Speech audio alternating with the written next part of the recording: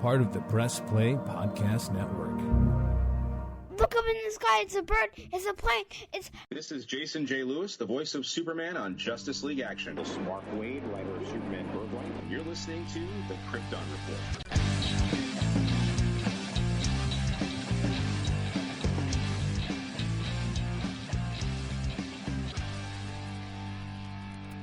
Welcome to the Krypton Report podcast, your all things Superman and DC Comics podcast. Welcome to episode 500. We didn't plan anything big for 500. You know why? Because the shuffling of other things. Like this one kind of just got put at 500 and we were like, oh snap. So here we are. I know, right? Like 500, that's kind of huge as a number. Like it really is. This is my co-host, Mr. James Cole, the Superman of Red. And I'm the Superman of Blue. That's how laid back we are now. Like, 500, what? Yeah. And I mean, I got thinking about that today, like, dang, that's a lot. But then I was like, yeah, sometimes we do crazy stuff where we were releasing more episodes because we were trying to cover everything. And then, like, when we did Flash Week, we dropped an episode every day for like 8 days. You know, stuff like that helps pump up numbers. Yeah, or some of Tyler's artist and writer spotlights and character spotlights. Yep. Instead of making really long episodes, we'd make, shorter episodes and stuff. So, yeah, I was just thinking about that. And one thing I think for the new year is we'll have, fewer episodes. I think part of that will come down to just how you and I are going to wait and do more comic clusters from the app and not do books as they come out.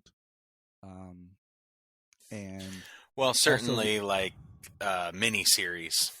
Yeah. Mini-series, like that. But so they're completed. But the other thing is just we don't have as much DC content coming out. Like, we had Supergirl, Superman and Lois, My Avenger. We've had a lot of shows that were weekly that we made sure we were covering those episodes along with anything else we had planned. Back when we were covering Krypton and Supergirl, like it was, whoa. Yeah. Just happened. But hey, it's all good. Let's get into some news, man. Well, happy 500. Happy 500, you old fart. Let's see here. Superman and Lois had nominations for the Saturn Awards, and I believe Bitsy Tulloch actually won Best Actress for it. So, congratulations to Bitsy. And Superman and Lois having some recognition, but the Saturn Awards are weird because, like, Stargirl also got nominated for something. And I'm like, what is this? Well, when did Stargirl end? In 2023? No, in 2022. Did you ever watch season 3? No, because you and Brian suck. But I love you both. Actually, I've been really wanting to jump in and finish it up. That's going to happen soon. 3. What do you call it? I really loved it, and it's probably we ranked them. It's my number 2 or 3 DC show. Just depends on my mood. Because I have such a love for The Flash. Because, this week was 10 years. I think it was yesterday, actually. Or was it today? 10 years since Barry Allen got struck by lightning. In the episode entitled 3 Ghosts on Arrow. So, wow. It's pretty insane. Yeah. I mean, heck, I remember that moment just like being like really excited the way they did that. Yes. Bringing him in, him being that character for 2 episodes and then going back and getting that lightning strike stinger. It was pretty awesome. It's highly anticipated. That was probably one of my most anticipated shows ever was for The Flash. And I still go back and I love season 1 and 2 of The Flash so much that just watching the 2 episodes of Grant as Barry Allen, he first showed up, just filled me with Christmas joy. So much Christmas joy. Speaking of joy, McFarlane has a new Superman figure coming out called like Classic, but this just really looks like a cut and paste. It really looks like they just took different parts of all their different Superman figures and put it together with a little bit of a different face mold. Like, it really doesn't look like anything unique. Yeah, and other than anything else, he's smiling. That's about it. Yeah. So that's probably one I'm not going to buy. Also, My Adventures with Superman was nominated for a Saturn Award. Awesome. Good Pods.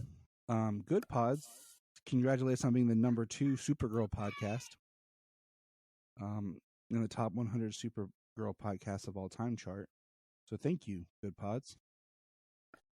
So that was pretty cool. Like getting that in my email. Oh, really? Yeah. Oh, that's awesome. You should check the email, James. Jeez. I should. Let's see here. We got officially Nicholas Hoult is Lex Luthor. I didn't know that was not official, but James Gunn finally said it was official. So that was weird. Yeah, I mean, I did hear something like, it was being like reported by trades and everything, but there wasn't anything actually confirmed. But I guess it was like just making that final deal. You know what I mean? But Yeah. Now that it is officially confirmed, so I'm glad. We talked about that before because we thought it was because it was being reported by the trades the way it was. But yeah, it's great to see. It's great to hear that. Looking forward to, just about anything Nicholas Hoult does. So Yeah. But you know who else got cast in Superman Legacy? Who's that, Tyler? Sean Gunn will play Maxwell Lord. Yeah, I didn't hear that either from James Gunn, so I don't know. It's being reported by Deadline. But my thing is, maybe Deadline wanted to do what Screen Rant did and say they were the first to break that. They just wanted to piss off fans. My thing is, Sean Gunn's a good actor. I've seen him on different things and different stuff. And it's not like Maxwell Lord is, a great character. I mean, Pedro Pascal got screwed over playing Maxwell Lorenzano or whatever. So, a more comic accurate Maxwell Lord, but it's whatever.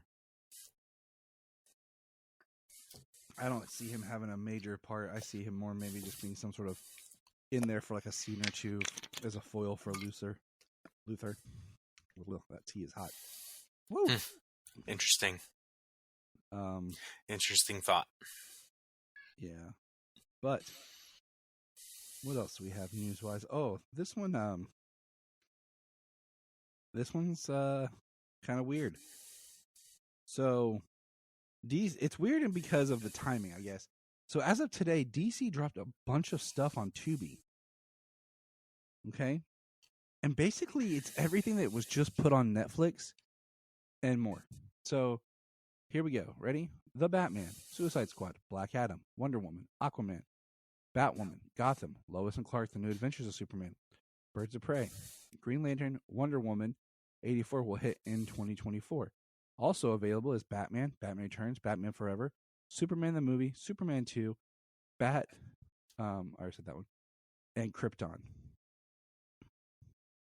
So yay nice. for Krypton, getting a stream. Yeah, absolutely. Still no Superboy, though. Because that was one of the first things I wanted to check. Like, all right, baby Superboy's back. No.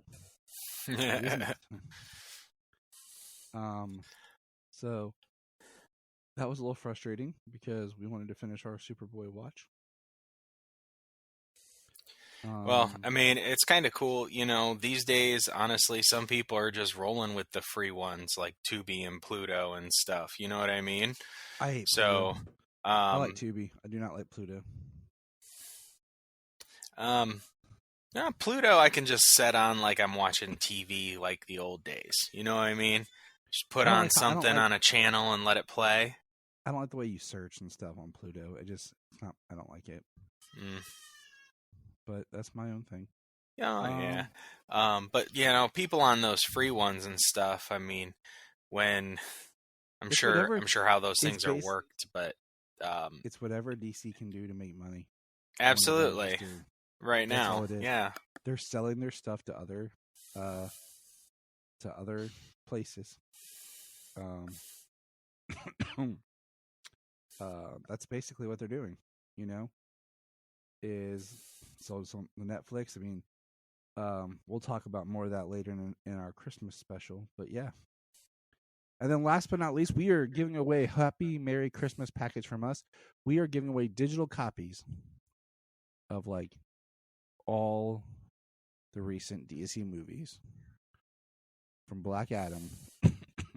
No, I'm sorry, from Super Pets all the way up to The Flash. We are giving away a digital copy. All you have to do is leave us a review on Apple Podcasts. Like us, join our socials. I will be posting that online. And yeah, it's our movie time giveaway. Just not Blue Beetle as of yet. Well, you know what? I was just thinking, because I just did a side job, like maybe I should buy a little something. Maybe I'll buy Blue Beetle there and drop a digital code in there in the pile.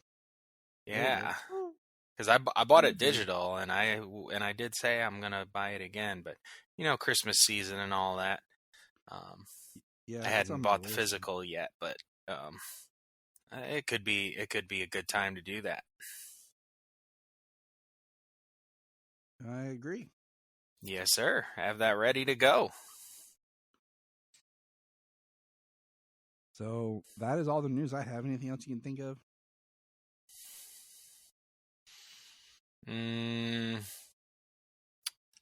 I don't believe so.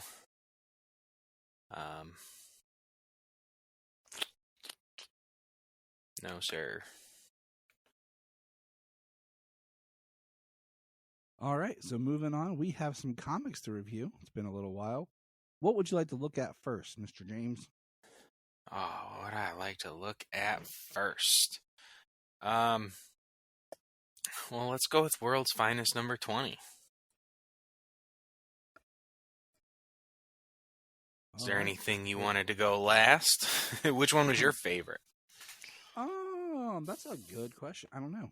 I don't know if I have a favorite, but right, start doing. What's your favorite issue this week? We gotta review more than like 3 issues. So I really gotta think on it, like, you know what I'm saying? This book. Okay, so the art by Dan Mora is amazing. As a holiday read, I recommend reading Dan Mora and Grant Morrison's Klaus. I just reread it. But yeah, let's go into it. We're on the first page of the issue of the comic, James. You see that? Yeah, I do. The Superman Blue and Superman Red. Yep. So take us there, James. Barry's passing through the multiverse. He's talking about the infinite number of parallel Earths, and we get to see a lot of cool images here. A lot of different versions. It looks like the animated series version. Like I said, red and blue Superman, vampires. We got the Dark Knights of Steel. Werewolves, Red Sun, just all kinds of stuff. Flashpoint and Gotham by Gaslight. Yep. Batman Beyond. And then there's the new Batman Stone Gargoyle at the top, I think. Oh, yeah? I haven't read that one yet. I read the first issue. Wasn't impressed. Mm. It was overhyped. But Flash comes back out from the multiverse, and he goes to Batman, Superman, and Robin, and he tells them that he found Boy Thunder. Which I think, the young... Which I think Mark Waid's just amazing for pulling this Boy Thunder, like being the catalyst. Yeah, it's really interesting. Kind of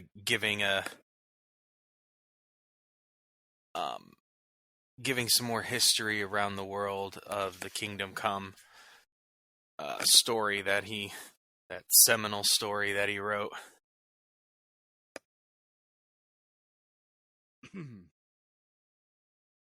But so Superman, what does Superman do, James? Well, Superman jumps on the cosmic treadmill carrying Batman to run to parallel Earths. They show up and they can't be seen or heard. And he sees older versions of himself and Bruce and a bunch of dead heroes. Ted Kord, Kara, Ray, and just rows and rows of people, all heroes. Kind of looks like the military. It's like Arlington National Cemetery. There you go. Couldn't remember the name of the cemetery. Yeah, sorry, I'm just drinking this really warm tea that Jania made me, and I'm like, this is good, but it's really hot. But yeah, it's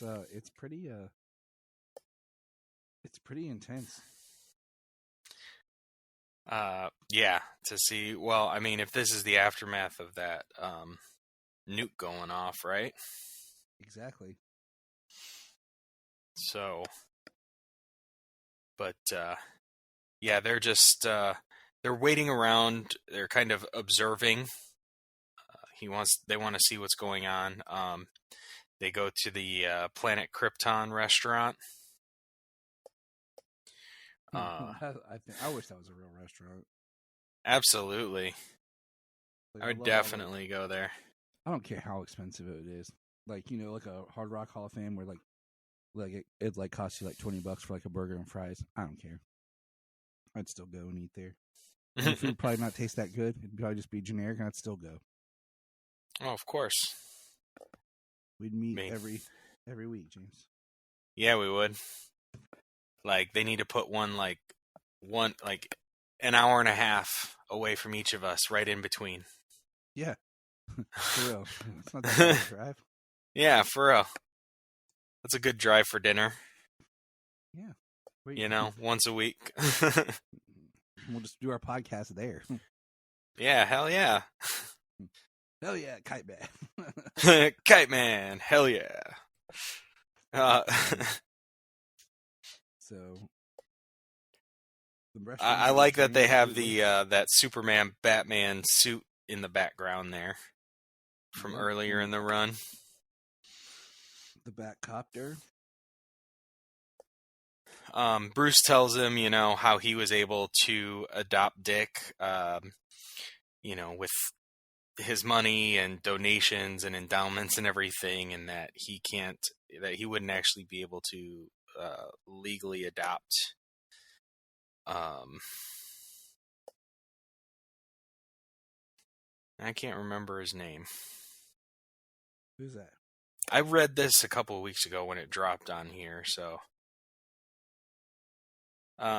Boy Thunder, the character's name, other than Boy Thunder.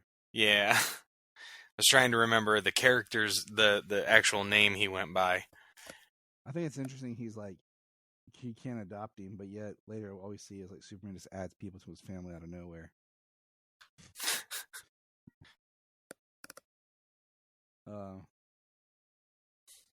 You know what I'm saying? Yeah. So they're on Earth. Anyways, as he's being called now as Thunderman, looks like he's grown up considerably since he's been on this Earth. Earth 22. Earth 22, yes. Yeah. And he is facing off against Atom Master. And as we know from like reading Kingdom Come, like heroes on this Earth, especially like the younger generation that had come up and everything, were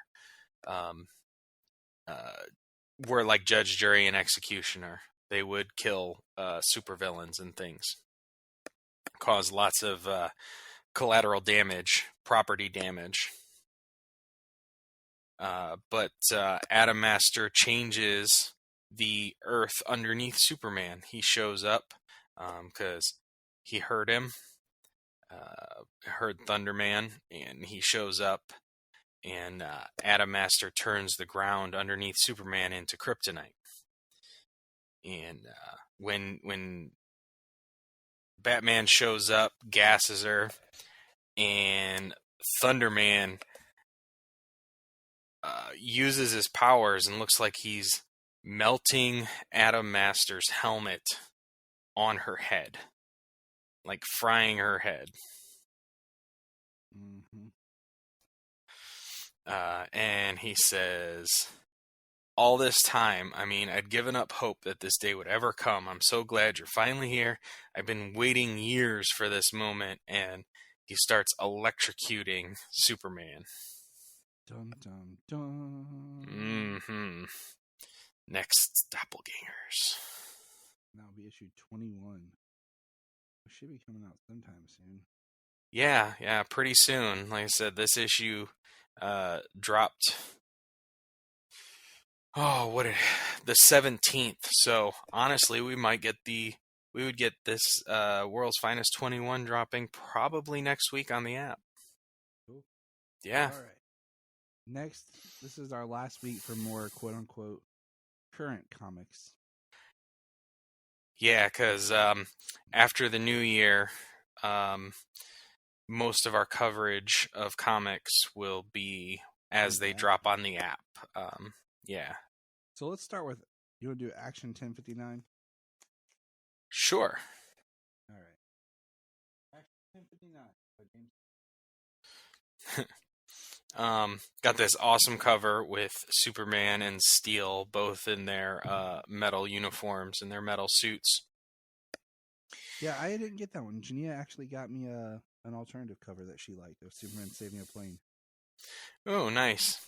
Well, this is that's the basic cover, and that's what's on online for me to read. Yeah. Yeah, unfortunately, I haven't picked up any books in a couple of months. It happens. So yeah, that's where I'm going. Yeah, well, like I said, I'm gonna be on this, and then I'll be pulling a few trades now and again, but that's all I'm gonna be doing for a little while. So we have bank robbers getting away, and then we have people flying who come down and crush them in the car, and it says, "We're Blue Earth, and we don't surrender." New Worlds Part 3. And so we don't do surrender. Like, they're gonna give up, and they're like, "Nope, we're just gonna we're gonna kill you." Basically, and Superman shows up in his steel suit of armor with a sword with steel, and they start fighting the Blue Earthers. Then the rest of the Super family shows up and stops the Blue Earthers. And then people are recording it. Okay. But the most important part is Otha Ray disappears and ends up talking to the head of Blue Earth in like some weird trance, because then they're like, "Snap out of it. What are you doing?" And she's holding like a triangle pendant. And I'm like, okay. Then we find out kind of like an arrowhead almost. Yeah. Superman's getting his powers back on space station that's like more powerful than the sun, so it's supposed to recharge him faster. And of course, Superman's like, "I'll wait to recharge later." And then you find out that the footage has been doctored, so it looks like the Kryptonians were attacking the Blue Earthers and not stopping them. And I don't. Okay, so this is what pisses me off. I'll say this. In her interview, she says, "Humans servicing humans. We don't need aliens." They're not humans. You're giving powers to humans that are based off the aliens. There's really not a big difference between what the Blue Earth and what the Kryptonians are doing. It's not humans servicing humanity. Yeah. And I think that's what's pissing me off with this whole Blue Earth thing is it's not like it's an organization of people who are trained. They're basically just giving them Superman powers and saying, "Oh, we're human," but yet you're not operating or acting like you're human. Oh no, they're not. I mean, the doctored footage is like one of the main things. Like, they're doing everything in their power to discredit Superman and the supers. With the powers that they have, they can make things look bad, and especially the way they are able to kind of change the footage and make it look as though the supers are committing this stuff. I mean, they're kind of just swaying public opinion, you know? Right. But I'm just saying, like, you can't say it's humans protecting the planet when these humans have powers. You know, Well, that's their whole thing, though, is, you know, no aliens. So, I mean, yeah, they're stealing alien powers, but I mean, that's not, and that's clearly not what's being proponed out there either. But I'm still saying it'd be if it was Batman who has no powers, or like Green Lantern, or the Flash, whose powers came from an accident. It's different than people who are using the exact same powers of the aliens they're trying to stop. So yeah, it's not like it's a. I wouldn't feel like, okay, if you're a human, how do you have these powers? So, how are you humans protecting humans with the powers? Like, where are you getting them? So, I don't know. It doesn't feel like it. I mean, steel. Well, humans. I mean, the way that they've talked about it is radiation processing nanobots. Something that is able to replicate the Kryptonians' powers in humans. So they're lying straight out to the public, saying that we've created a way to give people these powers, humans, to protect humans and not rely on aliens. So, and that's what they're doing in the face of the public. Yeah. When I just think it's a dumb story. Like, I just think it's one of those things that just seems like it's been done before. People, you know, giving powers to the aliens and stuff, or trying to do it, but I don't know. Right. Well, we find out that the leader of Blue Earth is actually Bruce and Talia's daughter from another universe, back in Batman Superman The Authority Special #1. That's a deep pull. Yeah, that's a ways back. And that's one of those, like, if you weren't reading it, and she's after Otho, and she pulls Otho to her world. And yeah, very interesting. Well, that's one of those worlds where Bruce became a bad guy, and he took on the role as head of the Demon. Mm-hmm. So, I mean, you know, it's a very dangerous prospect. The next issue is in between what is and what is not, where it's Kong Kenan. Now, I've heard his name pronounced Kenan, and I've heard Keenan. They even say in here, so I'm kind of curious what his name is. He's in kind of the limbo mid-ground with his master, having discovered that Superman's identity, where he's supposed to be dead thanks to Luthor, and then he wakes up. And he's talking to the twins, and he's telling everything to Connor, and he's explaining. And then the Batman of China shows up. He's a Robin bot. They start fighting. And then basically, the long and short of it is Keenan basically has to lie to Batman and tells him the Supes are my team now. You'll have to go through me if you want to investigate them. But he says, I need you to trust me. His Batsy even says Keenan with a double E. It's very interesting. He just can't. He said Batman talks to Robin Bot that Batman would deduce what's going on, figure it out, and then have the same thing happen to him. And then the last thing is, a few days later, he says, so I joined the Super Family officially. They even gave me a cool new jacket. It fits great. And you see him sad because of what happened. So I like that one. Yeah, that was a good story. Like I did like how he is forced to choose the way he is, so that way he can protect his friend. And then the last one is Superman, John Kent, in a Heart in Metropolis. This one was okay. Like, I don't know. Like, I get it. It's just about John trying to live his life with Jay and balance everything. But I don't know.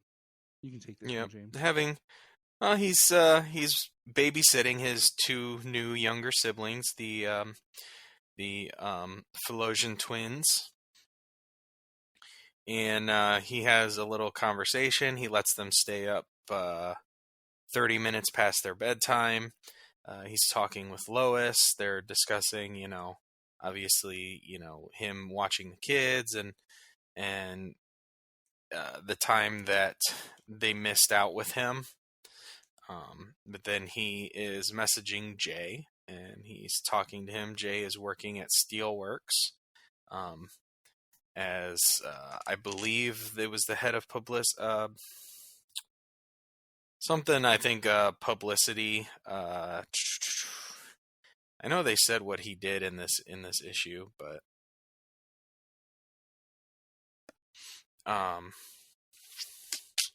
so they're talking. They're just messaging each other. And then the next day he goes to have lunch with Jay. They're having a good time. They go for a little flight, and then there's some explosions start going off, and he sets Jay down, and John goes in to join the fray. And these are scenes that take place during the events of Steelworks number 3. So we saw all that craziness going down. Because, of course, keep jumping back and forth through time really makes it easy to read. Yeah, I know.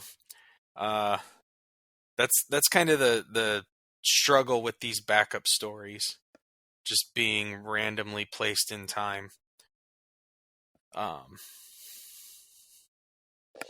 Like if these things unfolded a little more linearly, I bet it'd be a little easier to follow. Yeah, that kind of it'd be nice if they were more linear, but whatever. Well, because the Keenan story takes place between 1050 and 1051. Yeah, which was 9 months ago. Right. 10 months ago now. Yeah, it's confusing. But so, and then this one happens with Steelworks number 3, which was only about 3 months ago. It's pretty crazy.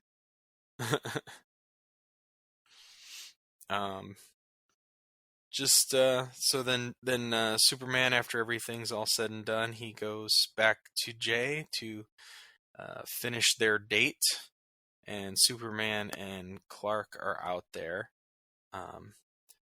and Lois is trying to. She's being inquisitive as a reporter and overly concerned about her son as a mother. Mm-hmm. So it's all as all good moms would. Yeah. So it was just a nice little. I mean, as a backup story, it's okay. We haven't had John outside of action in a couple of months. I know. So since before Night Terrors, or right when Night Terrors came out, there hasn't been a John Kent book going on since then.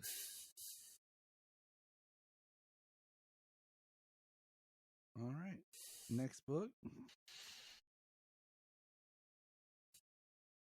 Excuse me. Superman number 8. Ooh. Chained. So what do you think about this so far? I know. So we did talk about the tactile telekinesis, and this being the origin of it, and it was a power given to Superboy to replicate Superman's Kryptonian powers in a way. You know, he has them, but he doesn't have them to that degree, and the tactile telekinesis is to help with that. Yeah. So what you're saying is they're listening to me complain and about tactile telekinesis, and they are like, you know what? Yeah. Sounds like Williamson listens to the second top Supergirl podcast. So it looks like somebody listens to me rant. Yes. It's like Tyler's corner grinds his gears. Who knows? You, tactile telekinesis, you. But you.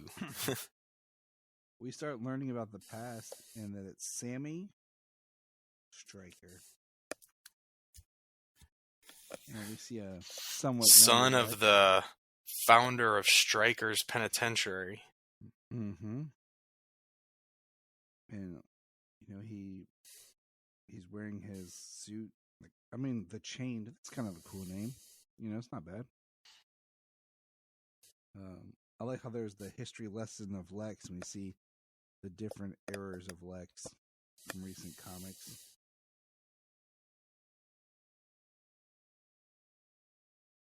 Yeah, where Grafton Farm kind of give him the history of who Lex has been. Mm-hmm. And you have Superman. Lex now has a watch, and we have Lena and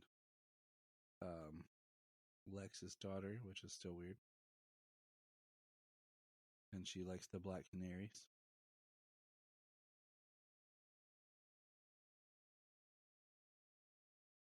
We see the Chain get Superman and Connor, and they go flying out. And then they kind of stop and bust his chains up. Lex is talking all the way. Lex gets chained. He's yelling, "Save me." And then Clark shows up in this really weird suit with kryptonite gloves, I guess. And punches Sammy. He's mad because he's defending Lex. And then they battle, and the suit gets damaged. And Sammy is like, "You can't beat me." Clark's like, "I don't need to."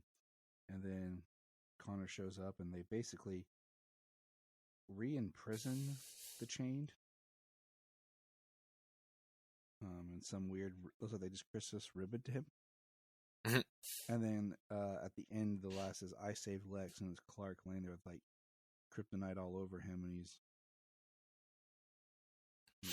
he looks iridescent. Yeah, very, very heavily kryptonite poisoned. Only one thing can save Superman now: super armor. I'm like, didn't we just see super armor in the last book? You know, from Steel. Right. And I'm like, and that was because his powers were drained, and we kind of seemingly, maybe it's through magical means, with that little crystal that she wears. Given that we saw the way she kind of grabbed onto the Enchantress, that being the frame from that issue, I think maybe that they were trying to reference. So magically drained his powers. So I think that's an editor's fail of like, there's too many similarities in the two stories because the editor is very important. As a conversation I had at GalaxyCon with Dan DiDio. I actually talked to, the guy who used to run DC Comics, who's now doing his own comics with Frank Miller. And I got to chat with Dan DiDio for a little bit. And I asked him about his Trinity. And he told me a little bit about the question, because the question was supposed to be a big reveal. And about what the question said was. So that was cool. But I asked him some different things about, titles and new creators and stuff coming on, and how much the role of the editor plays into it. And he was telling me that that's how, a good editor does. And I'm just thinking the editor is not really paying attention to what the writers are plotting. Yeah, could definitely seem that way. But that's just part of it, because last weekend I was at GalaxyCon and hosted a panel, and it was pretty awesome. Fellow listener got to meet finally. Brad was there. He recorded it. He's going to send me a copy of it. And I bring this up because a lot of cool celebrities were there. I got to see and kind of like acknowledge their existence, but didn't have time to like wait in lines and meet everybody I wanted to. But got to talk really shortly with Robert Venditti, who writes the Superman 78. The guy, I guess, who was in front of me was ripping on it. So when I walked up to say, hey, I enjoyed it, and I was telling him about that, I preferred reading it as one collection instead of individual issues, he was like, well, this guy didn't enjoy it at all. And I was like, oh, okay, cool.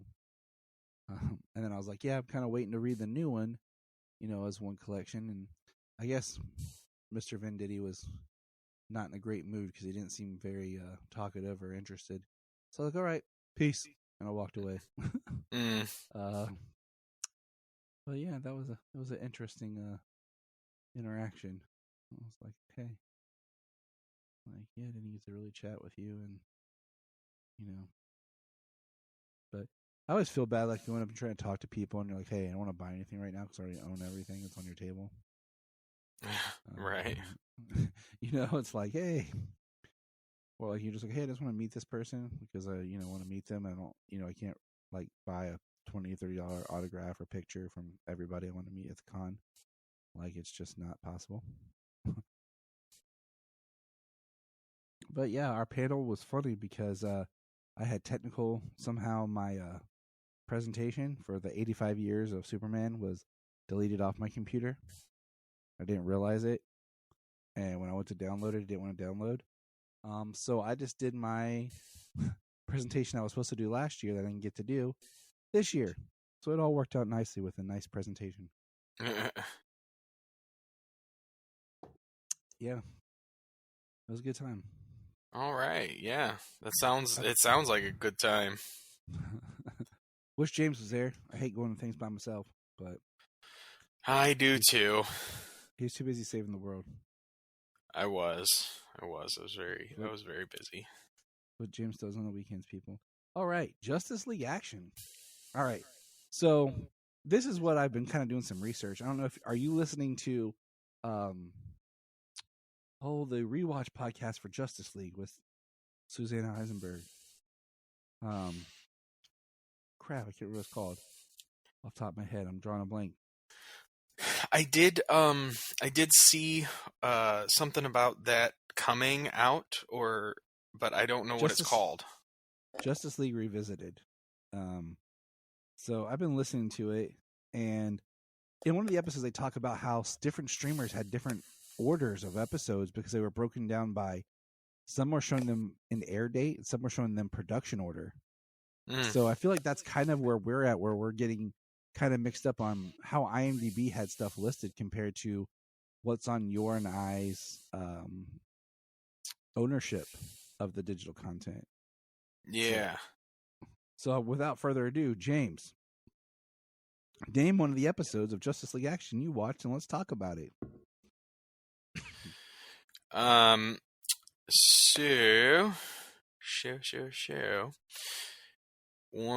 first episode I watched was Plastic Man Saves the World. This was a great, fun episode. I watched with Solomon, and we had a blast. But did it remind you a little bit of like the greatest story never told, the Booster Gold episode from Justice League? A little bit, where like, you know, Plaz is doing kind of stuff, and just the way everybody talks about Plaz and doesn't really consider him right. I mean, in a manner of speaking, yeah, in those being like similar aspects of each episode. But Plastic Man is, by nature of the character, like the way he's written and then the way he's even played up that way in the cartoon, because it's like so accentuated, that this was comedic in a very different way than that. He's a very different character. I enjoy Plastic Man in this show a lot. Oh, I agree. I agree entirely. It was really fun. You know, the crux of it being that on Brainiac's attacking and on the list, Plastic Man's only like a 4, like his of like 100 is his. Yeah, like a threat level or threat level. Threat level midnight. And Plaz is just so bummed out that he's like so ranked so low. And then by the end of the episode, like Brainiac's pissed and like puts Plaz as a what do you call it? Like a 84 or something. Yeah. He's like, did you guys hear that? I'm an 84. So yeah, it was a fun episode. Yeah, I love that he took down Brainiac. Yeah, that he thwarted Brainiac from stealing Metropolis. Well, like he saved a bunch of bottled cities. Yeah, he saved Kandor. Yeah, and he spit them all back up because he's rubber. Just shows you how no one really understands Plastic Man's powers. I mean, he can do. I mean, how they in The Dark Knight 2, it was Plastic Man was like the most dangerous, most powerful character. And like he can do just about anything. Like in Injustice 2 in the book, you know, he has a son, and his son is very good. Like he can transform into anything, but not as good as his father was. It's like Plastic Man is kind of revered by some people, you know? Mm-hmm. It's crazy. So yeah, I thoroughly enjoyed this one. All right, next episode. It was Rage of the Red Lanterns. Otherwise known as James on a Wednesday night. Only Wednesday. Can only go like only rage on Red Wednesday. Lantern Rage one night. So Lobo stole the ring from the Red Lanterns and pits Atrocitus, Zalias, and the rest of the Red Lanterns against Batman, Superman, and Wonder Woman in order to get a score. After Lobo unlocked the giant Spider Gauntlet's power, the Justice League and the Red Lanterns must team up to defeat him. I'll let you take the lead on this one, James. I mean, you got it right there. You nailed it. You know, that's the whole thing. Lobo is on the run. He seeks like sanctuary with the Justice League, and they like protect him from the Red Lanterns, Atrocitus, and all of them. And got Dexter here, the cat, and everything. It was interesting. It was fun. Like he stole the 4 Red Lantern rings, so he used them to fight, and then the Justice League fought the Red Lanterns, and then he got the Spider Gauntlet. Just this really powerful gauntlet that he used, and he was fighting them, and they took him down. It's always good when we have Jason J. Lewis, showing up. Our man here. Our favorite Superman who doesn't get no credit, but whatever. Yes, sir. I'm not a huge, I like the Red Lanterns, but I'm not a huge fan of the Red Lanterns all the time. Because now just the Green Lanterns have just kind of become, so he's either fighting the Red Lanterns now, so the yellow, it's always just the same power, just a different color.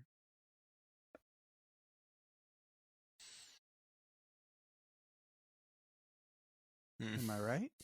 I mean, am I right? I mean, you're not wrong. Kind of.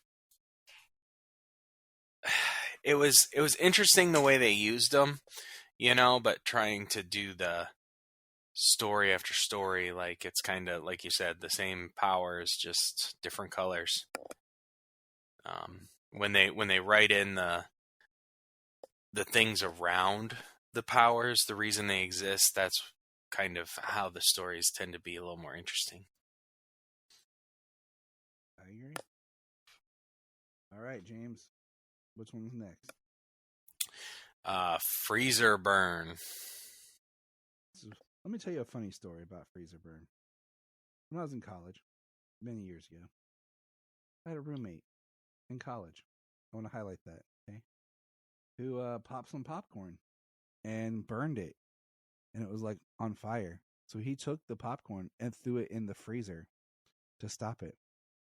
Later, while drinking some water, our ice all tasted funny and weird because it tastes like burnt popcorn. That person's name will remain anonymous, but if they're listening, they know who they are. Wow. I still love him. It's a fun story. So is it ashy popcorn? Did it burn? Stay on It stayed fire? in the bag. So it started burning in the bag. So he threw the whole bag of microwave popcorn into the freezer. I wonder what the thought process on that is. Hey, it's all good. What does a freezer do? No, freezer burn, I get it, yeah.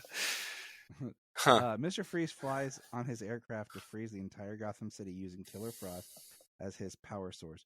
While Batman deals with Mr. Freeze, Firestorm will have to save Killer Frost and develop a crush on her at the same time. The heat is on! Yeah, I thought that was a great part of the episode. Every time he basically said it as a catchphrase.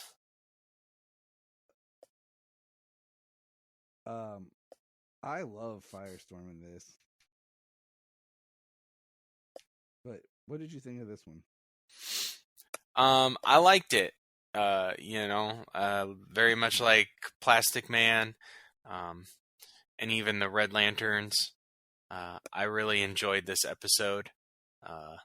Firestorm, I feel like, is one of those characters that just pop in this series compared to like other characters that just feel the same. Like this one, I don't know. It just feels like it works. Yeah, I like the comedian who voices Professor Stein. Yeah. Always giving him crap. Yeah.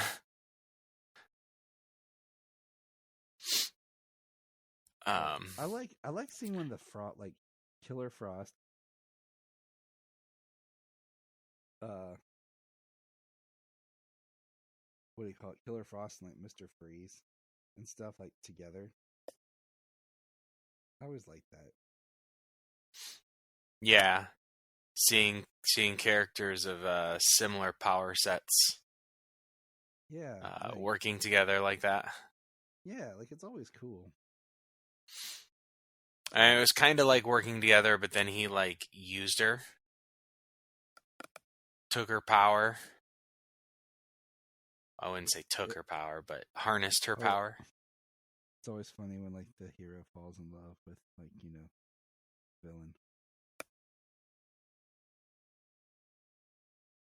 Too. So that always makes me smile too. But that's just us. And the last one you watched, James? And the last one I watched was The Trouble with the Truth. All right. I didn't watch that one. What number was that one? In my order, it's number 18. See, this is why we have to do it this way. Yeah, I don't think I have that one listed. Yeah, in my order, for my IMDb, it's number 24. Dang. So what number do you have Bottle City of Candor?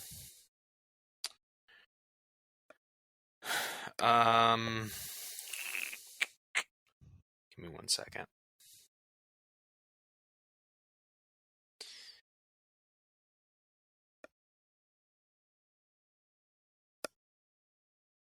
Bottle City of Candor is episode 21. Okay, weird. All right. So, all right, James. Trouble with the Truth. The JLA finds themselves in danger of losing Wonder Woman when the goddess Athena comes to Earth with an offer Diana can't refuse, filling the position of the goddess of truth on Mount Olympus. James, take it away because I didn't watch this one.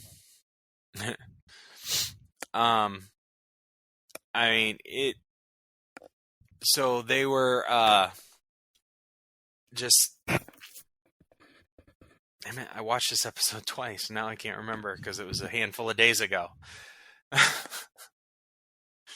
I mean, the thing I remember most about this episode is Green Arrow and Athena, goddess of war, firing their bow and arrows, and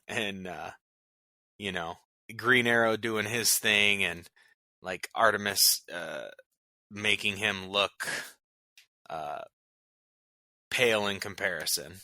He shoots his bow, takes out one person. She shoots her bow and drops like 6 with one shot. Poor Ollie. So that was the best part of the episode. All right, you hear from James first, people. All right, next time we're going to do Double Cross and the Bottle City of Candor, or the Bottled City, which is about Candor, and Inside Job. Okay. Those are the next 3. Inside Job, Yeah. Double Cross, and Bottle City of Candor. Or Battle for the Bottled City. Yep, Battle for the Bottle City. Yep, those are my next 3 in that order. All right, so that's what we're doing. We'll be on the same page. But all right, everybody, we made it to 500. Next week's episode is going to be our commentary on Aquaman. Then we'll catch you back for Aquaman 2 and a little holiday surprise. So remember, Look up in the sky. We just want to say, if you've enjoyed this podcast, please check out other podcasts on the Press Play Podcast Network. If you are like Tyler and James and can't get enough Super Talk, check out these other podcasts.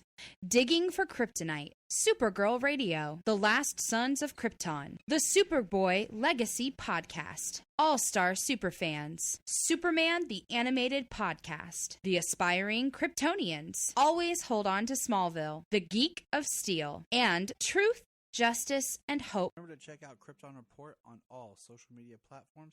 Go to linktree.com/Krypton Report. You find all of our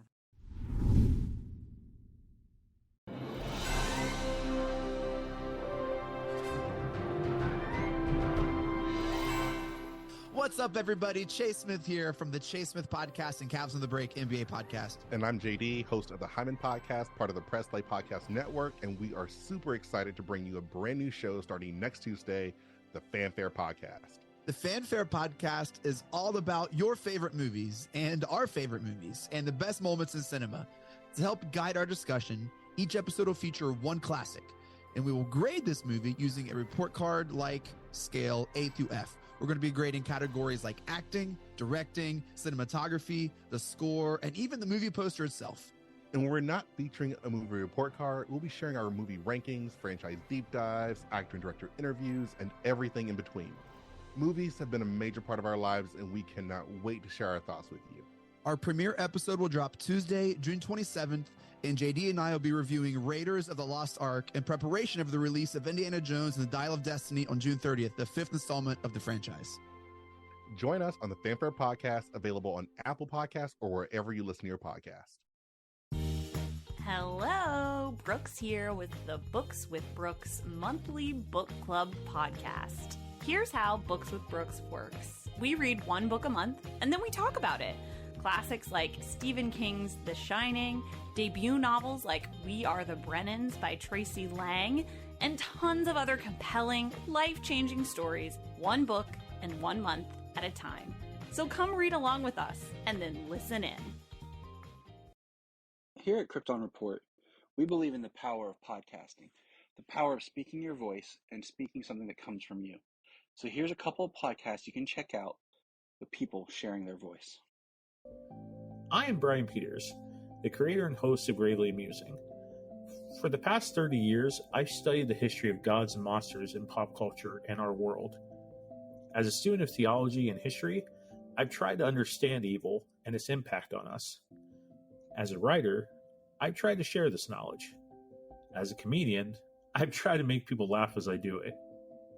But as a man-child, I'm still that scared 7-year-old boy. Join me as I share the history of horror and sci-fi, discuss classic and modern pop culture, and share a creepy story or two. This podcast may scare you, it may horrify you, or it may leave you gravely amused.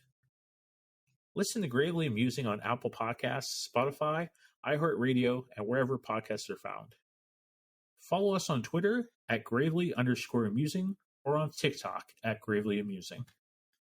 Hi, I'm Taria Maynard, and this is my co-host, Jania Patrick.